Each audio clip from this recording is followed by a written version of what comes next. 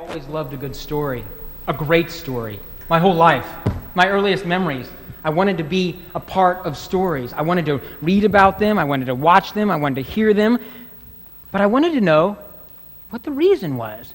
And so I asked my 6 faithful friends to help me out, and perhaps you've met them. I had 6 faithful friends. They taught me all I knew. Their names were how, what, and why, when, where, and who.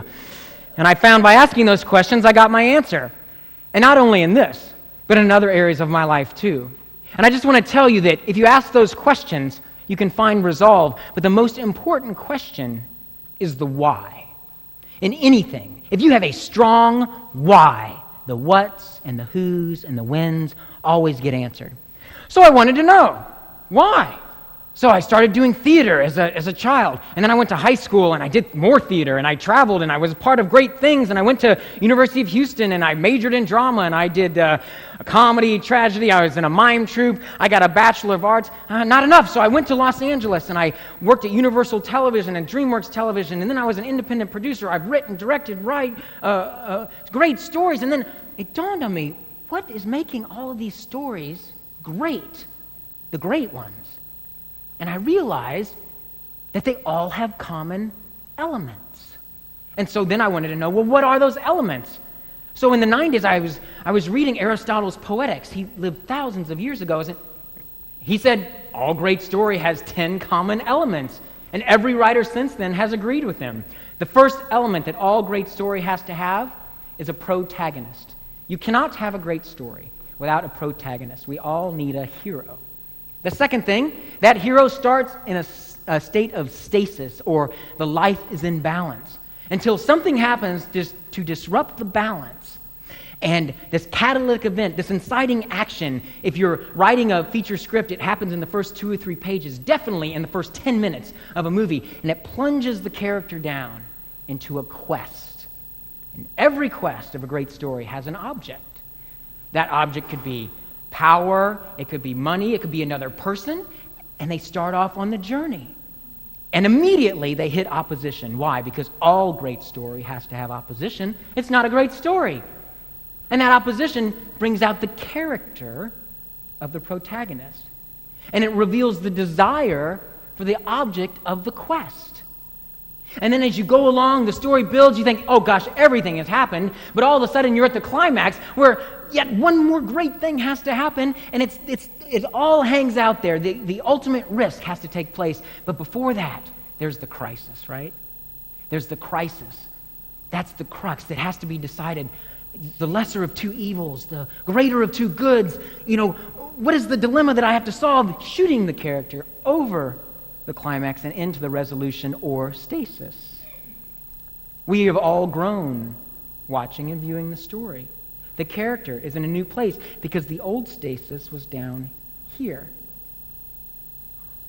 All story, all great story, exists to reveal the character of the protagonist and the object and the desire for the object of the quest.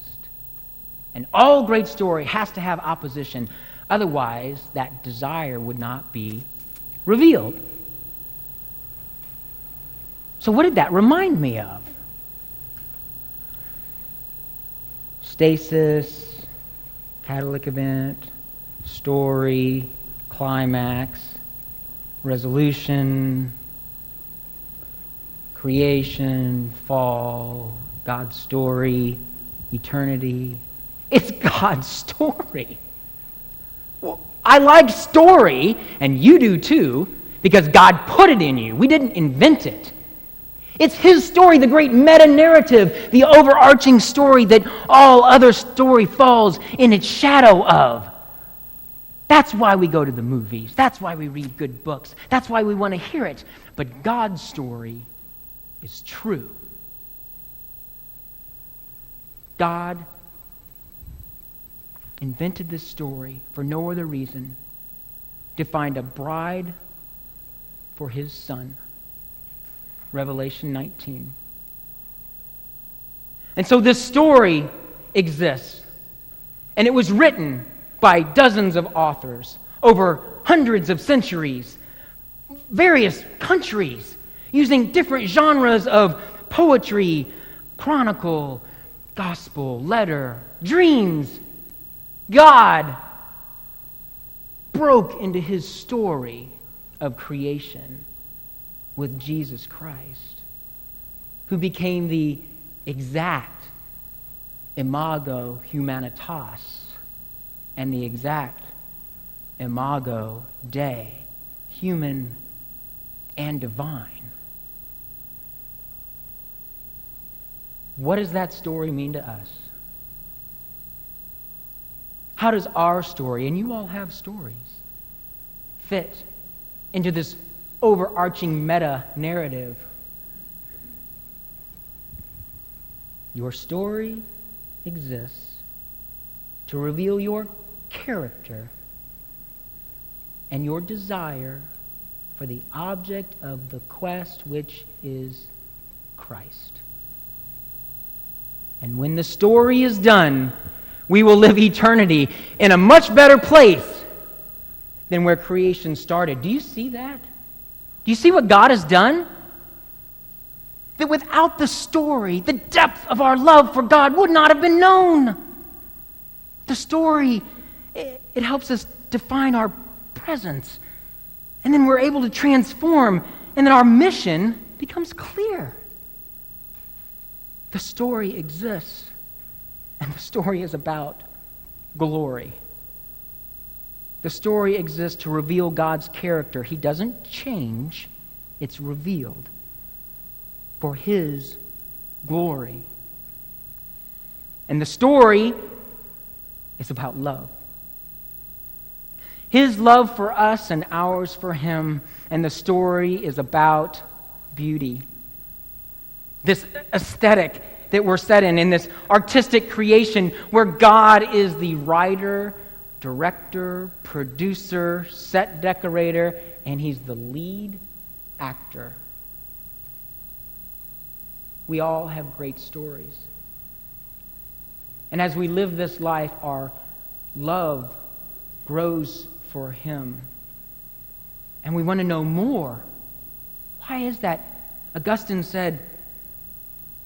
was a theologian that lived in the 4th and 5th centuries.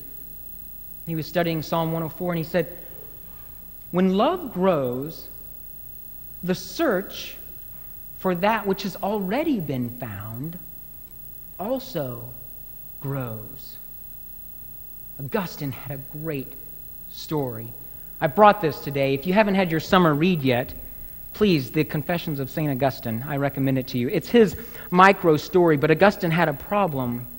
See, he affected Christianity in my studies, in my humble opinion, more than any other person that ever lived. I even think more than the Apostle Paul for what he did for our faith. But he struggled with obedience. And through the prayers of his godly mother, God worked on him.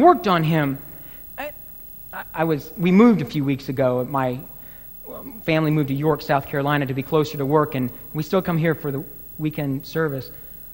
But I had all my seminary books piled all around, and I was translating some Hebrew for a class, and my son Mattingly was playing with his Transformers, and he was buzzing around, and he landed on this book, and he goes, St. Augustine. I'm like, St. Augustine, he's touching one of my books. I was like all excited, right? He's actually touching a seminary book. And so, yeah, son, that's St. Augustine. Yeah, he was a great theologian, a great man of God. I'm just rambling on, and he's like glazing over. And he goes, well, how do you know? I see that he met one of my 6 faithful friends, Hal. I said, well, how do I know? I know because my professors tell me. I know because many great writers in history have referred to him. And I know because I've read his works. Hey, son, would you like to read some of Augustine? He's 8. He said, I said, no, go ahead, son. Anywhere in the story, you pick it up and you read. So Mattingly picked it up. He flipped through it. He said it looks a lot like Hebrew because there's no pictures. But he stopped on page 122, and here's what he read. So, since I was not so much a lover of marriage as a slave to lust, I found another woman for myself. Not, of course, as a wife. Oh, I'm really not ready to have this conversation. And I forgot that part of the story. And I looked, and Mattingly goes, "Yeah, Dad, you're right. Pretty cool. He's smart." And he put it down. So it went right over his head, and I thanked the Lord. And I found that most things like that in sermons go right over kids' heads. And if it doesn't, then there's more teaching that needs to be done immediately at home. I have to tell you an Augustine story that later, a few pages later, he was crying under a fig tree, wrestling with his faith. He loved God, but he just couldn't shake disobedience. And he heard voices of children, as he describes it. He didn't know if it was boys or girls, and they were lyrically saying, "Take it, read it, take it, read it." And the voices led him to a table, and there were the scriptures laid out, and he opened, and this is what he read. "Not in rioting or drunkenness, not in chambering or wantonness, not in strife and envying, but put ye on the Lord Jesus Christ, and make not provision for the flesh in concupiscence." Concupiscence is lust. The Lord struck him through his word as he strikes me often. He became a great theologian and a great man of God when he got through his struggle of obedience for the rest of his life. So what is our story as we live this life growing in love as disciples? And so I wanted to know, well, what does make a good disciple? And so I picked up my Bible and I was reading, and I was actually shocked that Jesus addressed this. He said, as Luke records it, Luke is in the New Testament, in case you didn't know. Luke 6,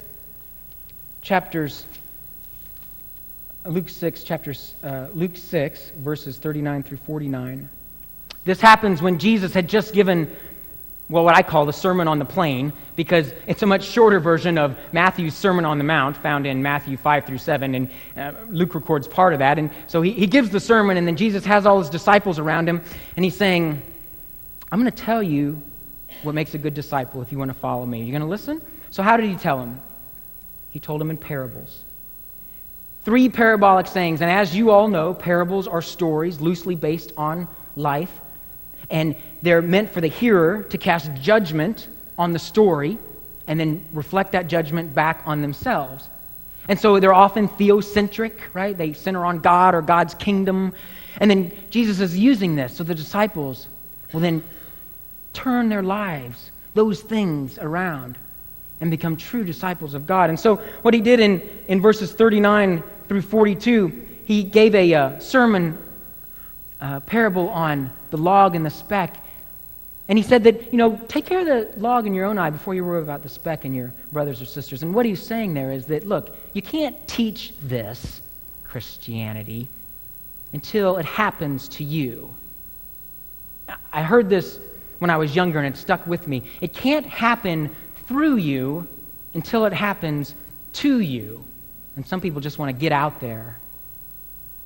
The other thing Jesus said, okay, so a parable gives a parable of good and bad fruit. A good tree, good fruit, bad tree, bad fruit. A bad tree can't bear good fruit. What's he talking about? He said, disciples, you have to have a good heart to do the truly good works that I have set out for you to do, and the Father in advance has ordained for you to do.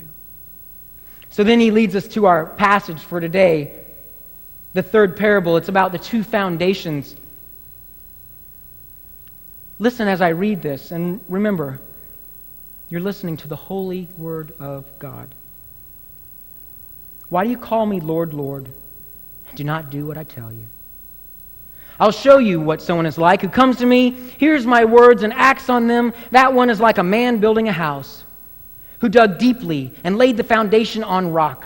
When the flood rose, the river burst against that house, but could not shake it, because it had been well built. But the one who hears and does not act is like a man who built a house on the ground without foundation. When the river burst against it, immediately it fell, and great was the ruin of that house.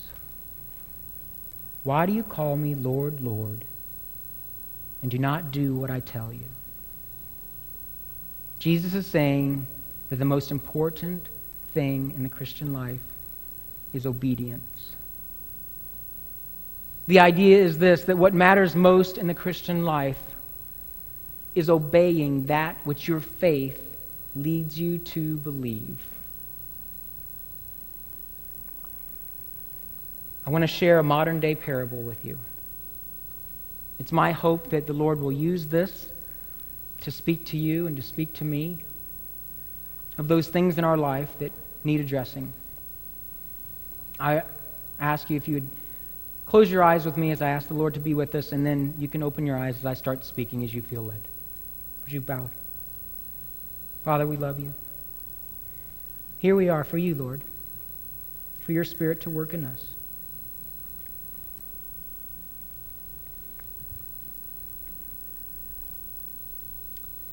As the preacher proclaimed, "He is risen," the skies cracked overhead. It was spring 1913, and the northern half of the United States was in the grips of a snowstorm.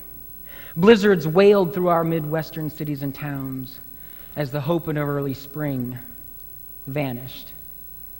But nature had greater things in store on that Easter Sunday, as the greatest tornado, rain, and inland flood in the history of the country fell upon us. As our service ended, it was as if the heavens parted and a deluge of water poured. I looked across the pews at my friend Jim. We locked each other's eyes for just a moment before he turned away in a flash of lightning. You see, Jim and I, we were lumbermen. We weren't just lumbermen. We owned the two largest logging outfits in the entire Midwest. And a few years ago, some organization came to us and said, if you don't stop clear-cutting the forest without replanting the trees, you're in danger of damaging the hydrological process, as they called it. They went on to say that if the weather patterns ever changed drastically, we could be responsible for the flooding of many cities and towns hundreds of miles away. Well, Jim and I, we believed them. But we were under no obligation to obey their demands.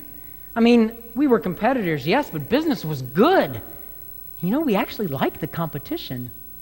We operated on two separate sides of the valley, and the trees, it's like they called out to us to cut. And the people that enjoyed our products, they called out to us to cut. You see, believing in a potential problem is not the same as stopping your actions long enough to replant some trees.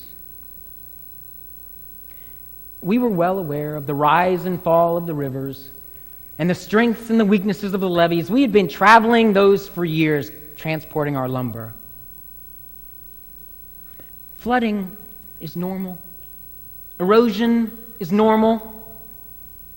But what these people were talking about was the abnormal, the long-term effects of a life lived ignoring a call to action which we knew was needed. The weather, it acted very strange on that Easter Sunday. The wind, it picked up tornadoes and it slammed them in one direction and then took rain and drove it in another, and then indiscriminately just picked them up and switched their places. Never was the earth so drenched, and never was my mouth so dry. You see, the ground was frozen, and the rain raced down the hillsides, flooding the rivers and streams.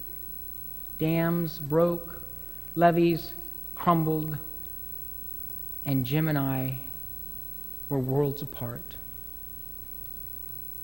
Those few years ago, Jim's profits soared. while mine plummeted. As I made the decision to stop production, to replant the trees I had taken, why the change? I had decided to follow the gospel. I came to realize that what matters most in the Christian faith is obeying that which your faith leads you to believe. That believing is being. Our actions speak our faith as we live this life, loving God and loving people. Nature proved that Easter Sunday, March 23rd, 1913, that humans are just mere pygmies when it comes to battling the forces of nature. Thousands died. Millions in property destroyed. Muddy waters covered homes and businesses that had raced down the deforested hillsides, which were not mine to replant. As those waters receded, the homes and businesses which were anchored deeply into the ground on firm foundations, though they were damaged, they still stood.